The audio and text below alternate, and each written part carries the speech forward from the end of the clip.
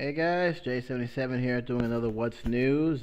Pretty much I'm re-recording the old one that I'd done because it was just too damn long, and I didn't want to make this too long.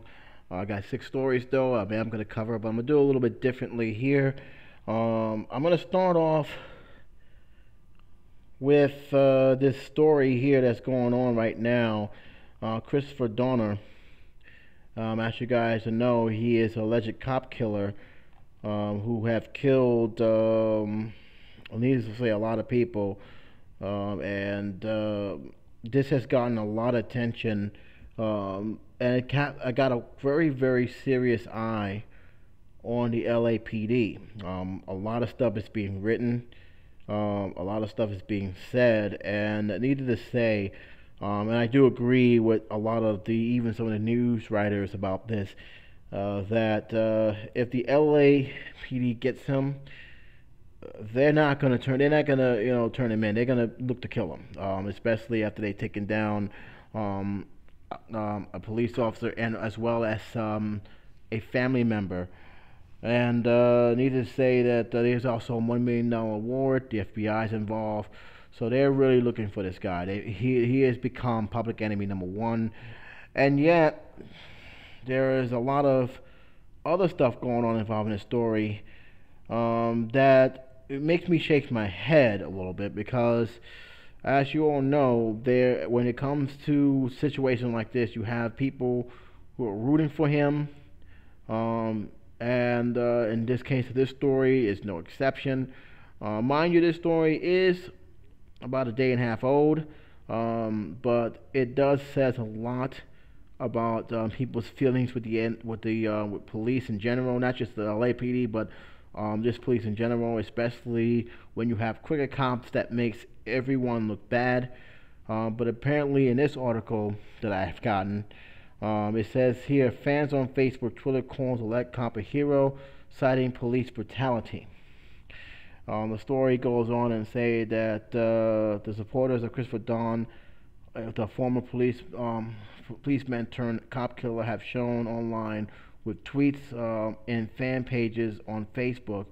Some call Don a hero for writing the 9-page manifest alleged on racism, on corruption within the LAPD. Numerous supporters on Twitter are calling the alleged murderer a Dark Knight. A numerous supporter on Twitter is calling the alleged murderer Dark Knight a hero LA deserves, but not the one it needs. The article goes on and say why a lot of people support him and why they felt that the LA cops are to blame for the situation that's gone through. A lot of people said that he was a whistleblower that got fired because of that. It's just, to me, the story just continues to get crazier and crazier, where it scratched my head and I asked myself, what the hell is really going on? Who's saying what? I will say this though, I'm not going to sit here and root for a guy who killed an innocent child. Okay, he killed the cop and his daughter. All right, you want to say that he has every right to to send a message. What message is he sending by murdering these people? Um, I will say that the LAPD, however, is not looking over rosy either because a news report came out not too long ago. The Young Turks had mentioned this about the cops shooting at a car that they thought belongs to the suspect they're looking for, which automatically tells me that they're not bringing this guy in alive. They're not. They're looking to take him down. And the fact is, they are actually shooting first to ask questions later. Makes me wondering if they're letting their emotions play with themselves, or there is something themselves are hiding. So, just for the record, I'm not, saying that the LAPD is innocent in any way. But with that being said, I'm not gonna, root for a guy or support a guy who murdered a family as well as some cops and some lawyers. That's not gonna happen. And I think people need to stop and think about that for 1 minute. You want to say that the cops are corrupted, fine, but you know what? If that is the case, he had avenues to go. He had places to go. The fact that he has decided to take this route is not an excuse. And that's as much as I'm going to say about that. I'm sorry. That's just not an excuse at all for me to to sit there and say, well, he is justified, and he's only, trying to show just how messed up and evil and corrupted the LAPD is. If anything else, all he did was make matters worse for himself, because he took a life. He took a life. Not just of the police, but an innocent child. Come on now, let's be realistic here. I think people need to stop and think about that for a moment before jumping to offense of a guy who decided to send a message by murdering someone. I'll leave a link below. You guys can read it yourself, and you guys can determine yourself whether these people were in the wrong, or do you guys even agree with them. I'd like to know your comments on that. It's definitely something that I'm curious of what people have to say on that matter. Let's head to YouTube a little bit. There was something that came in on the news for the last couple of days. Something that I think YouTube subscribers, including myself, should be very mindful of, especially if Egypt decides to force this ruling. And in case you guys don't know what I'm talking about, YouTube has been blocked for 1 month in Egypt due to the court order in Cairo. YouTube could now be blocked for 30 days, according to reports from Saturday morning, February 9th. This is a shocking move by the country, but it comes at the wake of even more protests taking place across the country. Now, in case you guys don't know or does know, this is something that's been going on for a while, and it doesn't seem to slow down. We haven't heard much on it in terms of our news, but it still goes on, and they're trying to do everything they can to curb it. It's involved that anti-Muslim movie, which, in my opinion, half the guys who are making these protests didn't even see for themselves. I bet you if most of them guys see for themselves what that movie was all about, they probably just shake it off and just basically said, whatever, man, and turn it off. The Egyptian government did ask Google to remove the video, which Google declined. They wanted the court to try to get it moved, but the court shot it down. Well, as a result of that, Egypt decided to take their own steps and actually make their own ruling to ban it from their country, at least in their regions, from that movie being shown to others, those who have that kind of access. That is. In the article, it also says that even though the ruling has been made, it is unclear if YouTube will actually end up being blocked. The Associated Press stated that based on the precedent, it may not be enforced.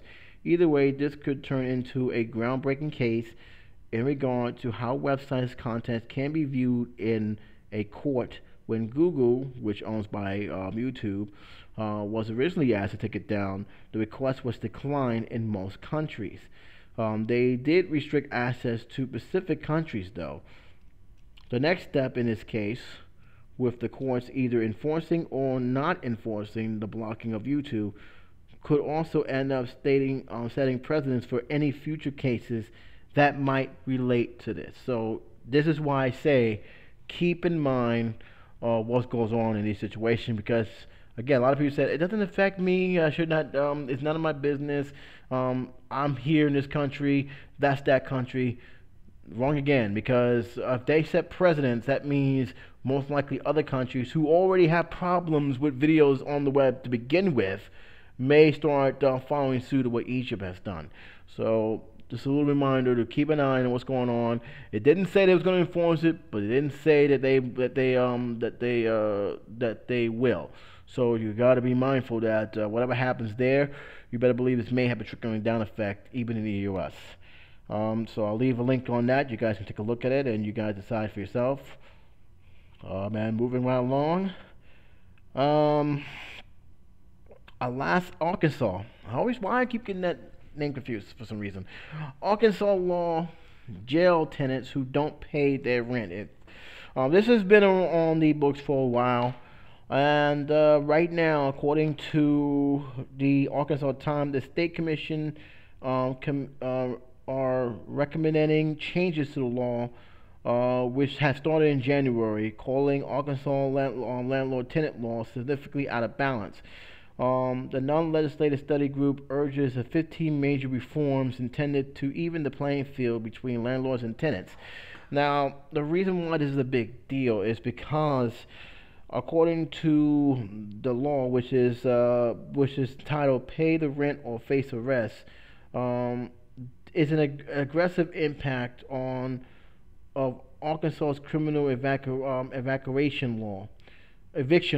Hundreds of tenants each year are taken to court, fined, and even jailed for failure to vacate the premises. Normally, they give you a certain amount of time to get your stuff in order, to pack your stuff and leave. But in this case, that is not always true. Perfect example is that they don't give you enough time. The notices that sometimes they give don't give you enough time to actually get all your stuff together. And those who have moved before know it is a pain in the ass to get your stuff from point A to point B. It's not that simple as one may think. How long does the maximum days that you have to actually vacate the premises along with your stuff? 10 days. You have less than 10 days to get your stuff in order and get out, or face trial. This is something that is very hurtful. Now, a lot of people say, "Why don't you just go to court?" Well, here's the problem. I'm gonna read the second paragraph in the story. It says, "Report continues, making matters consistently worse. The law strongly discourages accused tenants from pleading guilty. Those who do are required to deposit a total amount of rent they allegedly owe with the courts, which they forfeit if they are found guilty." So if you're found guilty, the money you have put in there is gone. Tenants who are unable to deposit a rent amount plead not guilty anyway face substantially harsher fines and up to 90 days in jail. Tenants who plead guilty face none of this. This is something of a problem. Okay, this is something of a huge problem. You're basically putting the tenants in a no-win situation. You're basically fining them and putting them in jail over something that may not even be their fault. And they actually have stories of corrupt landlords and politicians who abuse these laws. It's on the record. They have literally abused these laws. Even comparing the tenants as bank robbers, which makes no sense. There was reports of a woman who was repeatedly charged under the law based on false reports from a man she bought her house from, even though she had paid for it in full. In another situation, Human Rights Watch interviewed one tenant whose landlord got an arrest warrant issued against her just 3 days after after ordering her to move out. These are the kind of things that has been surfacing, and because of these laws are so broad, so one-sided, it's not even kept in check.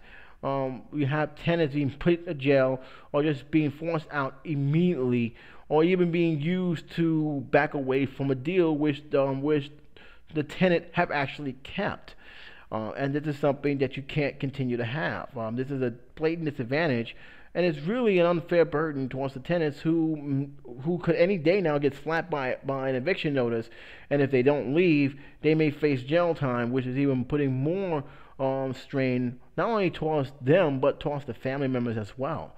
And I hope that Arkansas, at least Arkansas, is recognizing it now. They should have recognized it before passing the bill, but they recognize it now, and then hopefully they can get it fixed.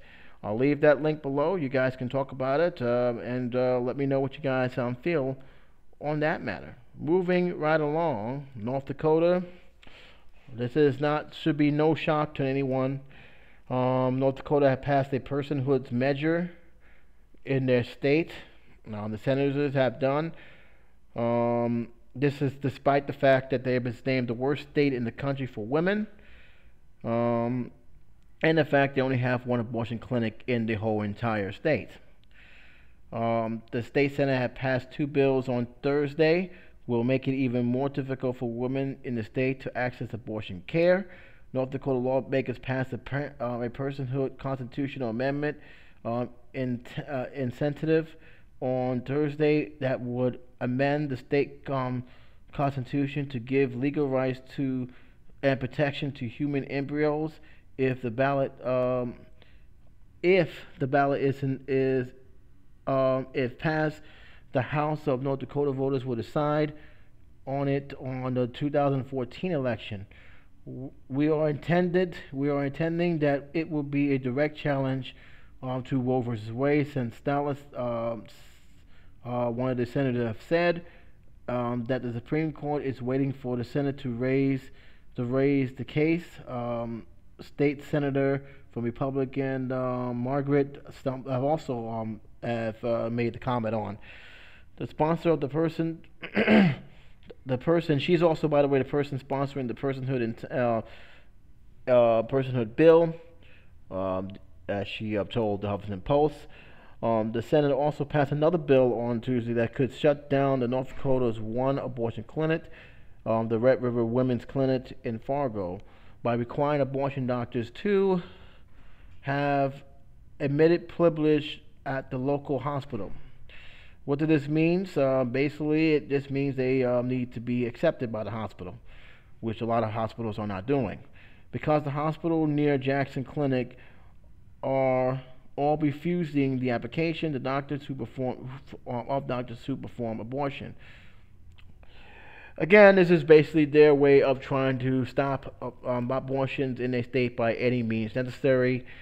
And again, without even thinking about the overall impact that it may have in terms of the woman's health, or the fact that the woman has been pretty much sexually assaulted. There are people who are going to fight these laws. Hopefully, they are just as successful as these laws are trying to get passed. But yeah, this is another attack on women. There's no other way to say it. But unfortunately, unlike that woman in Mexico who is facing pretty much the majority Democratic Party, this is a conservative state, and pretty much they're doing it despite the fact of the unpopularity that a lot of people have with these laws being passed. Again, I already said enough what I need to say, especially in my other video. I'm just going to say right now, these guys who claim they're pro-lifers and they say that they care for the life and century of human life, put your money where your mouth is. If you're going to do this, you better have a backup plan as well. You better have proper care for these children. You better have proper care for the families. You better have proper medical insurance. Don't just say you're caring for these embryos right up to they're born and then forget they ever existed. Because if you're passing a law, you better expect there are going to be some consequences behind that. That's basically all I got to say on that matter. But I'll leave a link. You guys can comment. Even if you disagree with me, that's fine. Love to hear your comments anyway. And I'm going to move right along with the next story. I'm going to leave you for last because I put you in my weird and are you serious file. I talk about a more serious, sad situation here, which pretty much not only got anger from the comment section when this story broke, but it had brought personal stories of people who was commenting on how the school system just seems to got everything backwards.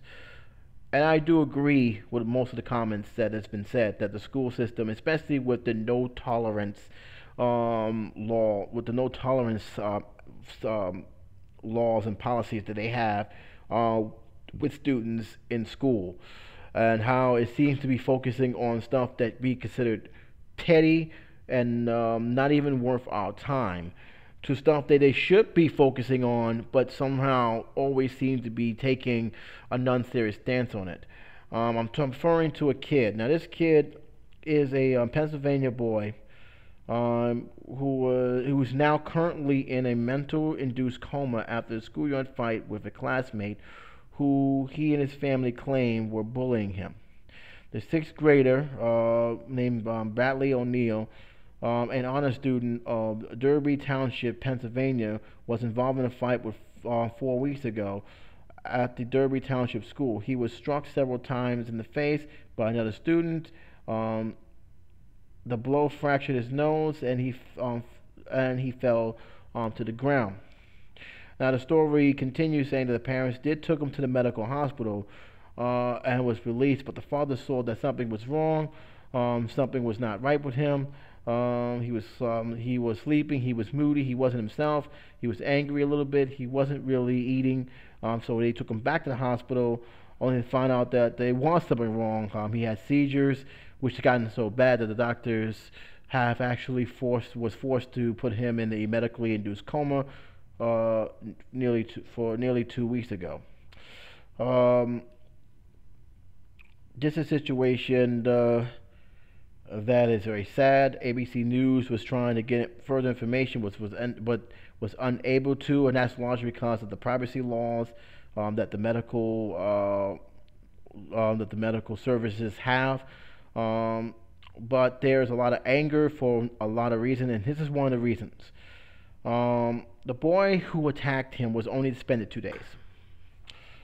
2 days. I have heard stories of people getting expelled from school for having their hair done wrong, having the wrong uniform, people getting kicked out because they had said a curse word on Facebook or Twitter that the school got a hold of. And even though it's not even on school grounds, the school felt it was best to expel them anyway. I've heard stories of people getting expelled just for the simple fact that they had too much makeup on. The simple fact is that they simply wasn't getting along with another student, and even though they never interacted with them, that was enough to expel them. There are policies being made in school where you can't even hug someone or hold hands with someone. There's something even going on right now in Australia, which I'm going to get to as my last story. But every time when it comes to bullying, especially in the school grounds, it's never really taken seriously. 2 days suspension. Are you serious? 2 days, that's it. And this is where a lot of people, and rightfully so, were angry. They were outraged just hearing that. No criminal charges have been filed. It says the police are investigating. They're doing the follow-up, but the police have not filed any criminal charges in this case. The kid only had 2 days suspension, a slap on the wrist. Meanwhile, you got this kid in a medically induced coma and will never be the same again. And as always, it makes me wonder about the school policies and whether the no tolerance laws are pointed for some things that should be pointed at. Correct me if I'm wrong. Isn't a no tolerance policy supposed to help curb bullying in school? And yet, it doesn't seem to do anything of that. I have done a couple of stories. A woman killed herself for being bullied by some girls who was maliciously attacking them, and they are now facing serious criminal charges as we speak right now. And that's in Massachusetts.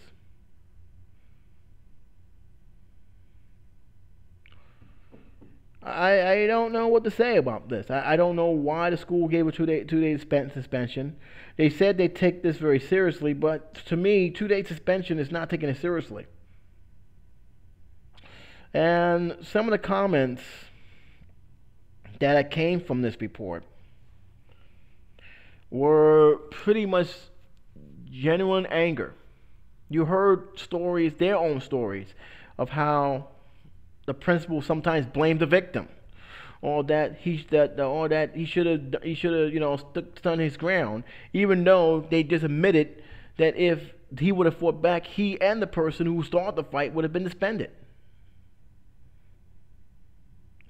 You heard stories that it seemed like the schools didn't care or didn't know how to deal with it. So these are a lot of stuff that I think the schools still don't have an idea how to deal with bullying. There are some people who think that's just a part of life. Bullying happens, and that it shouldn't affect how you go on in life. And I kind of find it funny because I seriously doubt these guys were actually bullied Otherwise, they'll know the mental impact it has towards people. It doesn't have the same for everybody else. Some can't deal with it. Some deal with it very different than others. Some is more painful than others. There are grown-ups, grown men and women still have the emotional scars of being attacked by bullies. That's something that just don't go away. And to hear this story, of the boy getting only 2 days suspension, is mind-boggling. It's mind-boggling. And I gotta tell you, when you guys link to this article, look down at all the comments about this story. You'll be stunned. You're getting a guess of how personal and how deeply scarred their children's are going through with bullies, as well as themselves. And I can't blame them for being angry, because the school again shows that they're not really taking this as seriously as they should. They're really not. A 2-day suspension is unacceptable. I'll leave a link below. You guys can comment on it. I'd like to know what your opinion on it. Last but not least, guys, Australian school may have their tradition taken away from them unless the parents rise up and say enough already, because this is kind of ridiculous. And I know what you guys are asking me, what the hell I'm talking about. But if I'll leave a link, you guys can read the whole story. But I'm just going to give you the gist.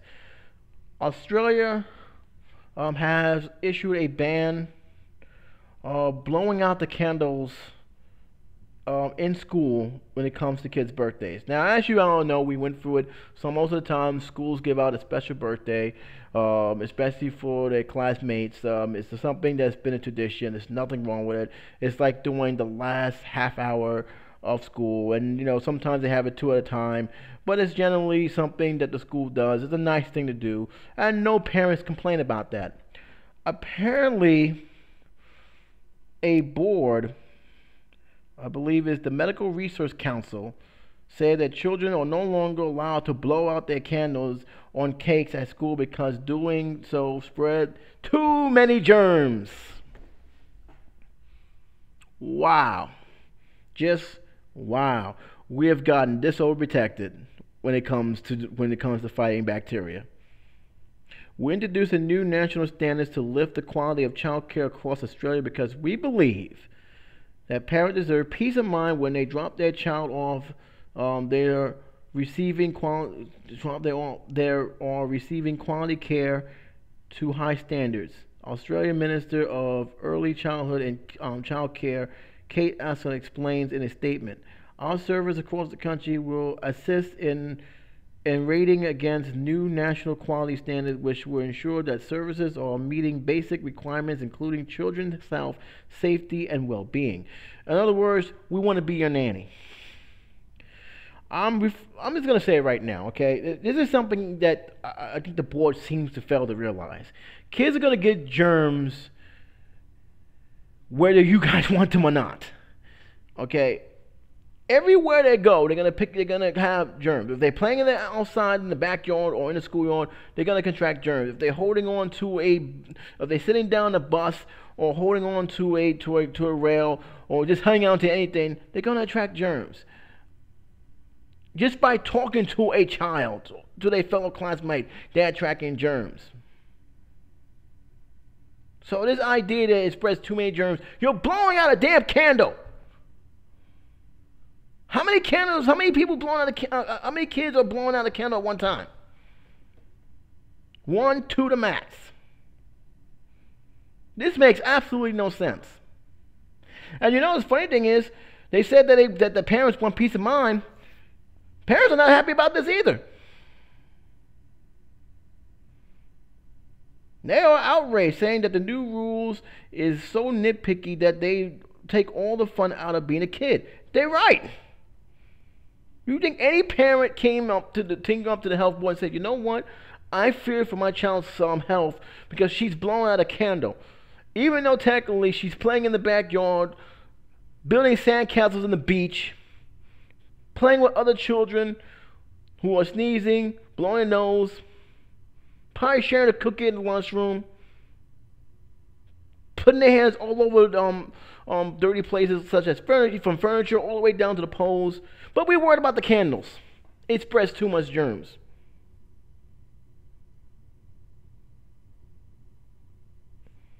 One said that they think that we're protecting their kids too much. One parent told the Telegraph newspaper in Sydney, Australia, let our kids be kids, get some germs, build up the immune system, and get on with it. How about a politician focus on getting other things right? Which they're right. I can't even argue that. That's perfect. Right there, that says it all. I think even George Carlin has said in one of his stand-up comedies that what do you think we have an immune system for? To fight germs. Sometimes we need germs to practice on.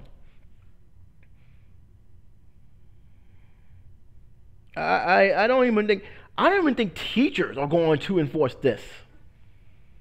You don't tell your kid. How you gonna tell a kid? Well, here's the birthday cake. Sorry, we couldn't use the candles because secondly, we don't want to spread too much germs. This kid's gonna look at him like cheese nuts. You're a teacher, you worry about that? I just don't get it.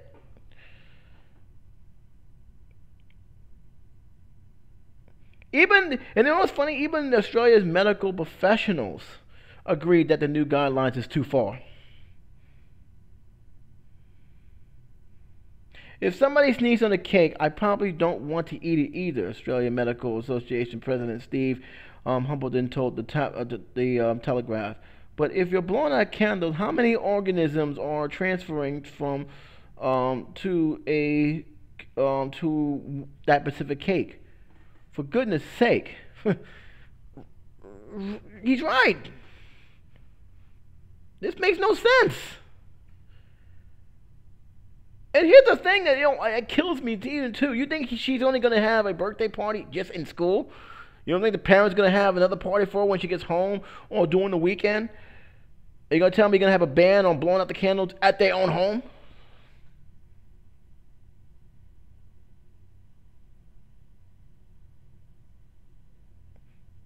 Here's what the guideline is called, and it's called Staying Healthy, Preventing Infectious Diseases in Early Childhood. And it's under the Education and Care Services. To prevent the spread of germs when a child blows out the candles, parents should either provide a separate cupcake with the candle if they wish for birthday child and enough cupcakes for all the other children, or provide separate cupcakes with a candle if they wish. How many people is blowing out the damn cake? One person.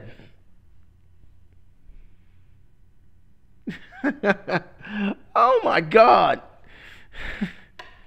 Talk about taking the fun.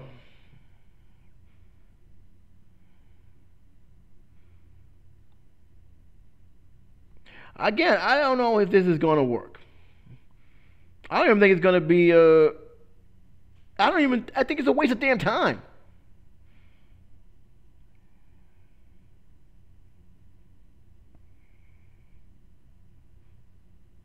Oh my God. It's very, very weird, man.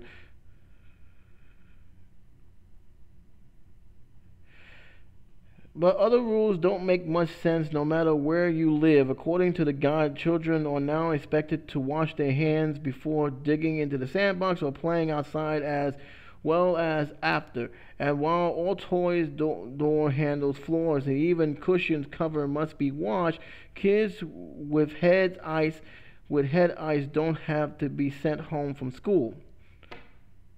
Headaches, I'm sorry, don't have to be from school. They separated for reasons I don't know. Just wash your hands before you eat. If you live in the plastic bubble, you're going to get infected. That you can't handle. The new regulation also allowed daycare centers to disregard doctors' notice about when a child is well enough to return from school, instead of requiring them to accompany with government determining exclusion periods from virus illness. One said our nanny state government just can't help themselves. We got Dodge internet filters and new hurt feeling laws. So into the next target, the kiddies' birthday parties. I don't know, man. I find this very sad. I find this very shocking. I just find it stupid. This is the weird file that I'm putting it on. It's just the dumbest thing I have ever seen that I have to report. It's just I have I have nothing else to say. Even the parents are saying this is nuts. Oh, don't buy them a cake. Buy them little cupcakes with each candles on it so they can join the fun. One person is blowing out the candle. So now what are you gonna do? Ban cakes next? I don't know Australia laws. I don't know if they can actually appeal it. I don't know. 'Cause I don't live in Australia. Um, Hopefully, some common sense can actually prevail in this, and to say, you know what? We ain't gonna follow that. You're not gonna ruin these kids' birthday parties. Let them be kids. Let them have their fun. They're gonna get germs regardless. It doesn't make any sense trying to put petty stuff in there. Oh man. I'll leave it for you guys to read. It's something you gotta read to believe. But to me, it's just idiotic at its best. I already said what I need to say about that report, but it's idiotic at its best. Can they have their parties? And this is what I mean. I mean, there are people out there worried about this. But when it comes to bullying and it comes to all the other stuff that they should be worried about, they haven't got a clue. So what they do, they focus on stuff they shouldn't be focused on in the first place because it's easier to implement. It's easy to put policy on, easy to invoke. But when it comes to something that's very, very serious, their mind goes blank. That's all I got to say about this at the moment. You guys, all links will be below. You guys can agree and disagree with what I said. You guys can bring your own spin on it. I'd like to hear your comments. But until then, it's J77 saying take care, be safe. I'll talk to you soon.